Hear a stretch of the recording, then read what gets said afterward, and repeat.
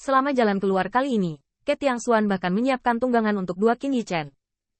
Mereka adalah dua kuda jorok dengan garis keturunan yang bermutasi, dengan sayap darah dan daun merah, dan rambut mereka terbang, dan mereka terbang di bawah selangkangan, dan mereka benar-benar anggun. Namun, ini hanya perjalanan sementara oleh Qin Yichen. Dia bertanya apakah Jenderal Tiangwan tidak memiliki tunggangan, tetapi banyak dewa dan tentara di bawah komandonya memiliki tunggangan.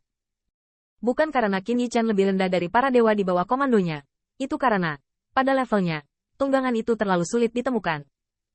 Mons, peran paling umum tidak lebih dari 2 poin. Satu untuk bergegas, dan yang lainnya adalah untuk membantu master dalam pertempuran. Di jalan, itu harus lebih cepat dari kecepatan Qin Yichen sendiri. Jika tidak, apa yang akan dilakukan tunggangan itu? Tetapi jika Anda ingin lebih cepat darinya, itu hampir seperti Kaisar Realem. Selain itu, bertarung bersamanya, musuh Qin Yichen dalam pertempuran baru-baru ini adalah yang terendah. Dan dia harus menjadi Kaisar Alam untuk membantu. Menghitung dengan cara ini, Qin Yichen sedang mencari tunggangan, yang pasti Gunung Alam Kaisar. Tapi tidak peduli makhluk macam apa mereka bisa berkembang menjadi Kaisar. Bagaimana mereka bisa dengan mudah menjadi tunggangan?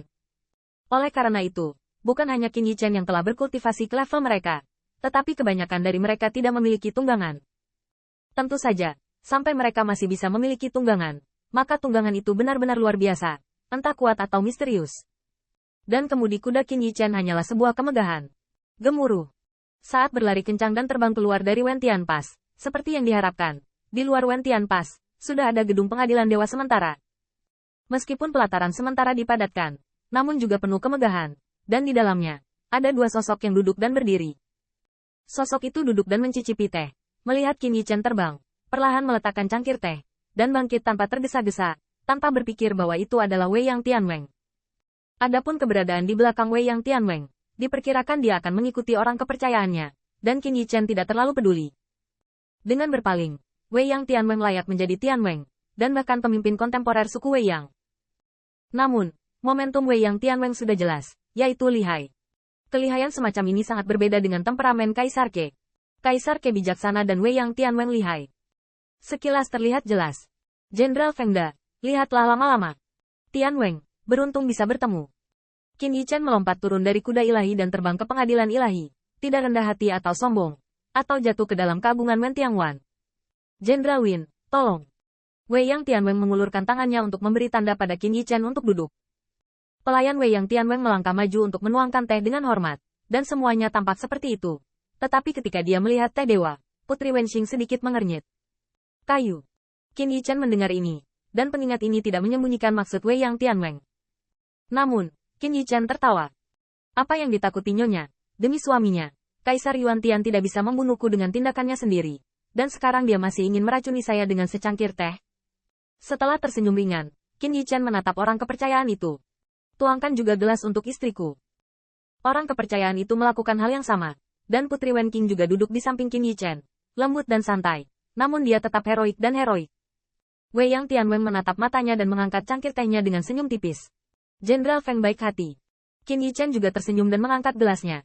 Ketika kekuatannya tercapai, secara alami akan sedikit lebih atmosfer. Tidak ada yang aneh tentang pintu masuk teh dewa, dan Qin Yichen tidak lagi mempercayainya. Yao Yue Kong dan Xiao Yu sekarang berdiri di tembok kota.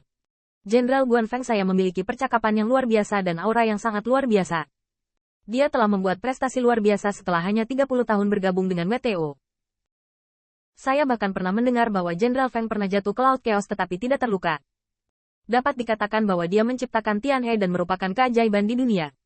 Qin Yichen tersenyum. Ketika Anda mengatakan bahwa saya ingat, permaisuri tidak dipukuli sampai mati oleh Raja Dewa Yue Yin, kan?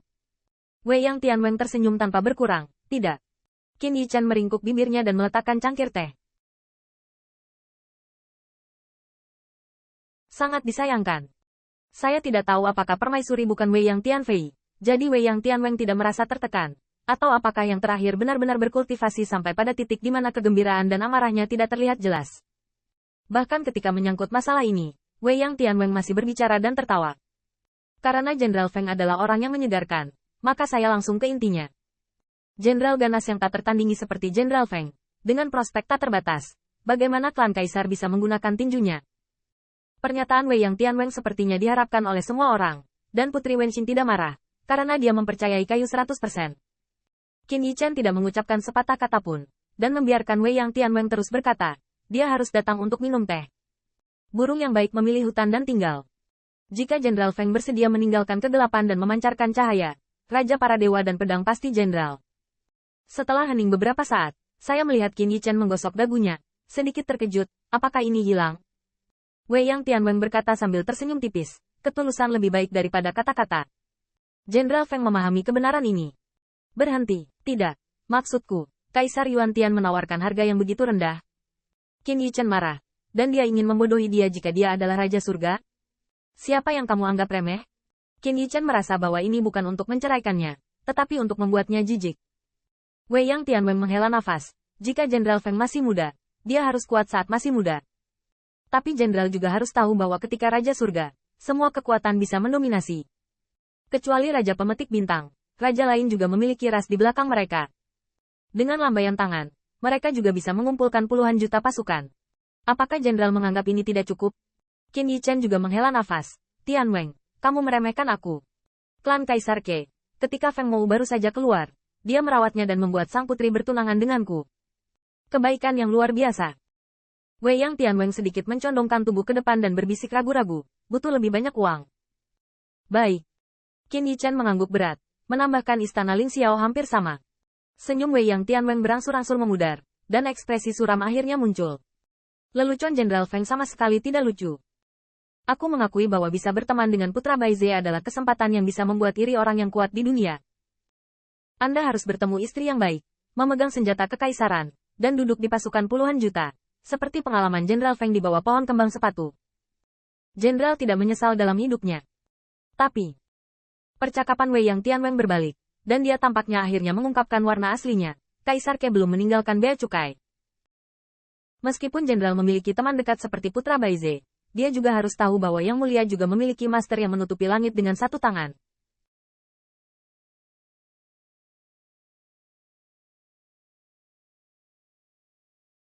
Pertempuran antara para kaisar belum dihitung sejauh puluhan ribu mil jauhnya dari mayat. Jenderal Feng, Anda bahkan mungkin tidak menyadari masuknya Anda ke dunia ini. Tetapi saya telah melalui beberapa kontroversi kekaisaran, dan Jenderal Feng dapat mempercayai saya. Tidak jarang masa depan yang tampaknya menguntungkan dan menjanjikan seperti ini dihancurkan dan semua ras disingkirkan dari surga kaisar.